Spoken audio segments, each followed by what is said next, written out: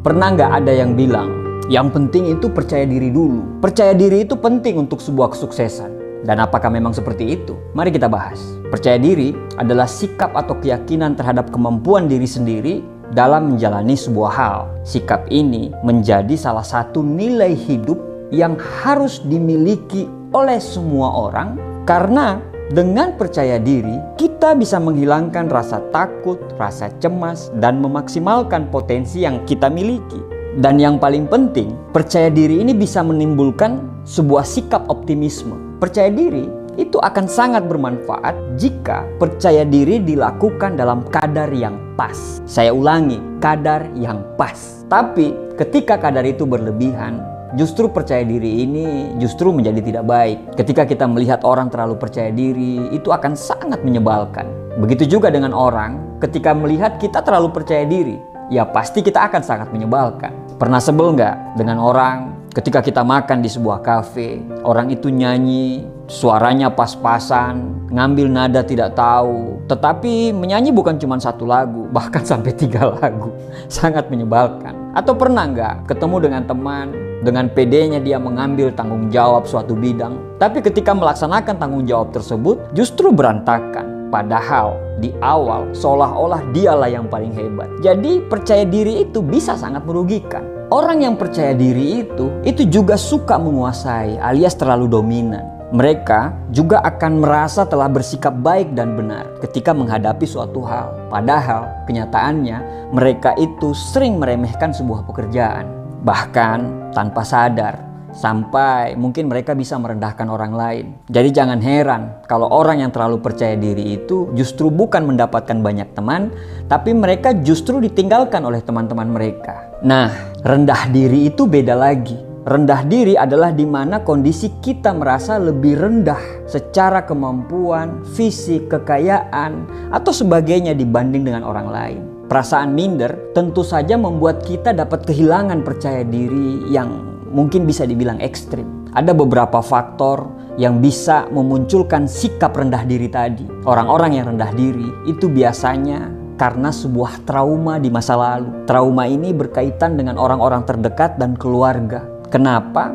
Karena keluarga dan orang-orang terdekat itu memiliki pengaruh yang paling besar dalam kehidupan mereka. Karena perkembangan mental dan percaya diri mereka itu terbentuk sejak kecil hingga dewasa dan didapat dari interaksi dengan keluarga atau orang-orang sekitar. Artinya, ketika yang dia miliki pengalaman buruk, mungkin ya seperti kekerasan oleh orang tua atau teman, menyaksikan pertengkaran orang tua atau menyaksikan perceraian orang tua atau kasus-kasus yang lain, itu dapat melukai hati dia dan dapat menyebabkan seseorang merasa rendah diri dan mengalami trauma. Apalagi yang menyebabkan seseorang bisa rendah diri? Pola pikir yang negatif. Pola pikir negatif juga menyebabkan orang bisa rendah diri. Kenapa? Karena dalam menjalani kehidupan, pastinya kita berusaha memiliki pikiran yang sangat positif dan melawan pikiran yang negatif. Tapi kadangkala mengontrol pikiran ini memang sangat sulit. Dan pikiran negatif inilah yang bisa mempengaruhi kita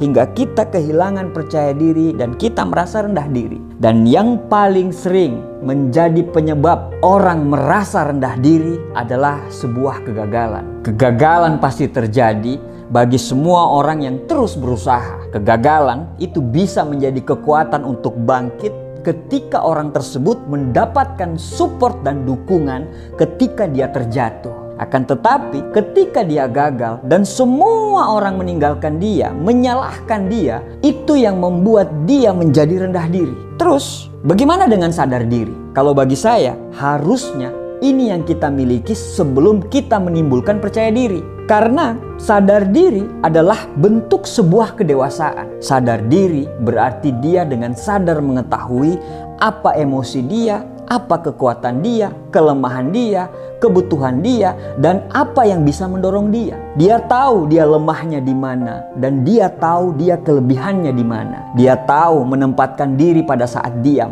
dan dia tahu pada saat harus menunjukkan keahlian dia. Dia tahu kapan harus kritis, dan dia tahu kapan harus realistis. Orang yang sadar diri itu pandai mengukur diri. Ketika dia tahu kalau dia kurang mampu menghadapi jadwal yang padat, dia akan dengan hati-hati merencanakan waktu-waktunya. Ketika dia dihadapkan sebuah tawaran yang menggiurkan, tapi tawaran tersebut tidak sesuai dengan nilai-nilai atau tujuan jangka panjangnya, dia akan dengan tegas menolak tawaran tersebut. Karena keputusan yang diambil oleh orang dengan kesadaran diri tinggi akan cenderung selaras dengan nilai-nilai yang mereka anut.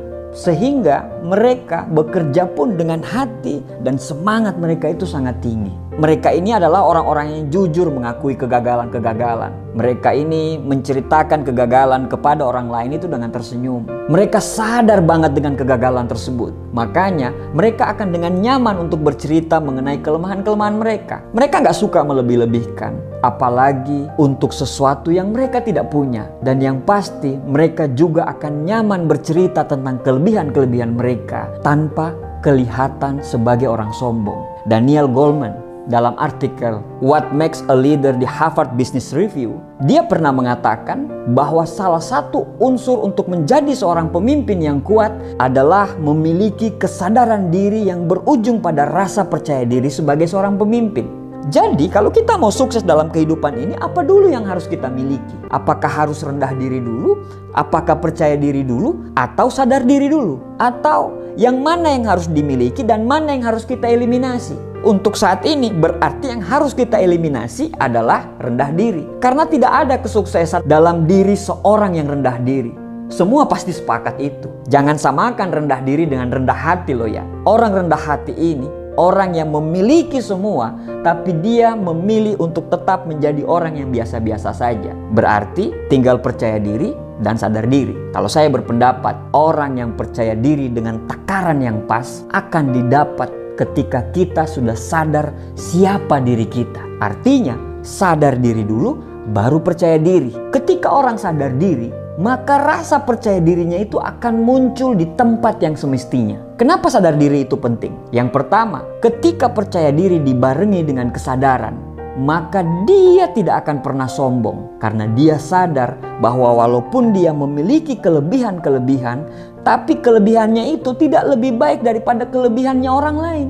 Ketika dia tidak sombong, maka dia akan mampu memunculkan sikap-sikap bijaksana. Ketika kita mampu memegang prinsip untuk selalu sadar diri, maka diri kita akan lebih bijaksana dalam menjalani hidup. Yang kedua, orang yang memiliki kesadaran diri yang tinggi akan mampu selalu introspeksi terhadap diri dia. Dia akan selalu berani melakukan evaluasi-evaluasi apa yang benar untuk dilanjutkan dan apa yang salah untuk diperbaiki. Mereka paham betul bahwa guru terbaik mereka adalah sebuah pengalaman. Dia tidak akan mengulangi kesalahan-kesalahan yang sama yang membuatnya terjatuh. Yang ketiga, orang yang sadar diri adalah orang yang tidak banyak berharap. Setiap orang dituntut untuk hidupnya lebih bisa bahagia. Tapi tidak jarang orang-orang yang terlalu berlebihan dalam melakukan pengharapan hal-hal tersebut. Butuh sebuah kesadaran terhadap kemampuan yang kita miliki. Jadi kita tidak akan terlalu memaksa sesuatu jika kita tidak bisa melakukan dengan maksimal. Yang keempat, sadar diri itu bisa terhindar dari sakit hati yang berlebihan. Kita pasti punya tekad yang hebat dalam mewujudkan semua mimpi-mimpi kita. Dan kalau kita punya mimpi besar, tekad pun harus lebih besar. Perjuangan kita pun juga harus besar. Tapi orang sadar diri itu paham banget kalau ekspektasi pasti tidak sesuai dengan realita. Ketika dia jatuh, dia mungkin sedih, dia mungkin menangis, sakit hati mungkin. Karena dia ya cuman manusia biasa juga. Tapi pasti itu hanya cuman sesaat. Dia akan lebih memilih untuk menjadi realistis dan dia akan melanjutkan perjuangan. Jadi kesimpulannya adalah miliki sadar diri dulu. Setelah itu miliki percaya diri dan buang rasa rendah diri. Insya Allah kita akan menjadi orang yang tangguh di depan lawan, dihormati orang sekitar, disegani orang lain, dan dicintai oleh orang-orang terdekat kita. Terima kasih, semoga bermanfaat.